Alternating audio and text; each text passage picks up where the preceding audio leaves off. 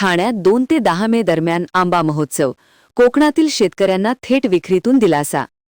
कोकणातील आंबा उत्पादक शेतकरी सध्या नैसर्गिक आपत्ती आणि घट्ट्या उत्पादनामुळे आर्थिक संकटात सापडले आहेत। अशा परिस्थितीत शेतकरी आणि ग्राहक यांना थेट जोडणारा आंबा महोत्सव ठाण्यात आयोजित करण्यात आला आहे। संस्कार व कोकण विकास प्रतिष्ठान यांच्या वतीने 19वा आंबा महोत्सव 2 मे ते 10 मे या कालावधीत ठाण्यातील गावदेवी मैदान इथे आयोजित करण्यात आला आहे। या महोत्सवात कोकणातील अस्सल हापूस, पायरी, रत्ना, केसर आंब्यांसह आंबा फणस पोळी, सरबते, काजू, मालवणी मसाले, पापड यांसारखी विविध कोकणी उत्पादने उपलब्ध असणार आहेत। एकूण 35 स्टॉल्समधून शेतकरी ते ग्राहक अशी थेट विक्री व्यवस्था करण्यात आली आहे। कोकणात सुमारे 1,80,000 हेक्टर क्षेत्रावर आंब्याची लागवड केली जाते। 2023 मध्ये 2,56,000 मेट्रिक टन उत्पादन झाले होते, मात्र त्यानंतर उत्पादनात सातत्याने घट होत आहे।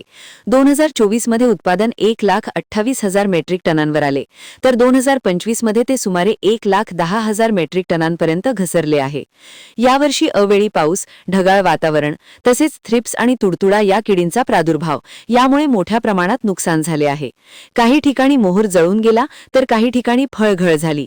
परिणामी केवळ सुमारे 15%च पीक हाती लागल्याचे सांगितले जात आहे। गेल्या अनेक वर्षांपासून कोकणातील आंबा उत्पादक शेतकरी आर्थिक अडचणीत सापडले आहेत। त्यामुळे ठाणेकरांनी या आंबा महोत्सवात मोठ्या प्रमाणात खरेदी करून शेतकऱ्यांना पाठबळ द्यावे असे आवाहन आयोजकांनी केले आहे।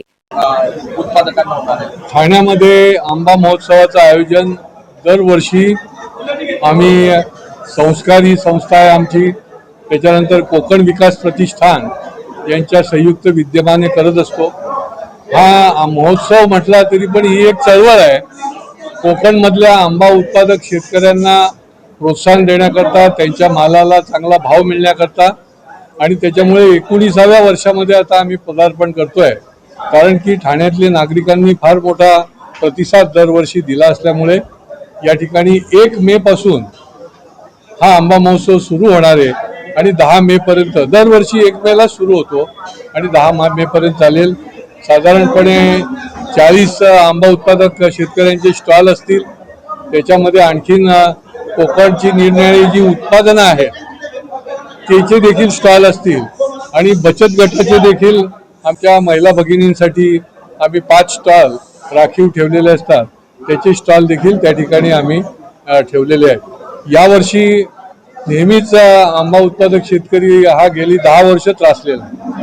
दरवर्षी काही ना काही कारणामुळे, हवामानातल्या बदलामुळे, मोहर गळून पडल्यामुळे, मध्येच पाऊस पडल्यामुळे, अति थंडीमुळे आंबा उत्पादक शेतकरी जो आहे तो अतिशय ज्याला म्हणता येईल की तकलीफमध्ये, त्रासामध्ये असतो, पण तो त्याची धीर आणि धैर्य सोडत नाही आणि त्याच्यामुळे तो आवर्जून जो आंबा हातात येईल तो घेऊन या ठिकाणी विक्री करता येतो। आणि ठाणेकरांना आणि आसपासच्या सर्व नागरिकांना मी आवाहन करीन की आमच्या या बळीराजाला, आंबा उत्पादक शेतकऱ्याला बळ द्या, त्याला प्रतिसाद द्या।